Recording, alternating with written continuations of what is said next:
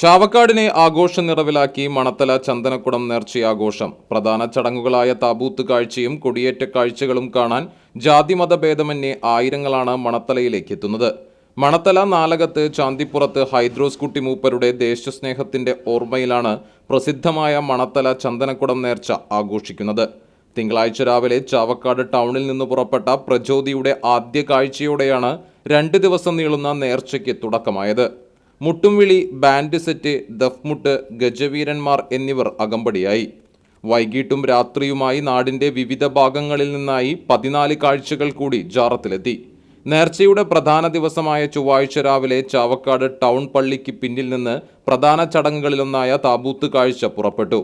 ആനകൾ, അറബനമുട്ട്, ദഫ്മുട്ട്, മുട്ടുംവിളി, വാദ്യഘോഷങ്ങൾ എന്നിവയുടെ അകമ്പടിയോടെ പുറപ്പെട്ട താബൂത്ത് കാഴ്ച നഗരത്തിന്റെ വിവിധ ഭാഗങ്ങളിലൂടെ സഞ്ചരിച്ച് ജാറത്തിലെത്തി. ഹൈദ്രോസ് കുട്ടി മൂപ്പരെ രാജകീയ ബഹുമതികളോടെ ഖബറടക്കിയതിന്റെ ഓർമ്മ പുതുക്കുന്ന ചടങ്ങാണ് താബൂത്ത് കാഴ്ച. രാത്രി വിവിധ ക്ലബ്ബുകളുടെയും സംഘടനകളുടെയും കാഴ്ചകളെത്തും. ബുധനാഴ്ച പുലർച്ചെ 4 ജാറത്തിലെത്തുന്ന കാഴ്ചയോടെയാണ് 2 ദിവസം നീളുന്ന ആഘോഷങ്ങൾക്ക് സമാപനമാകുക.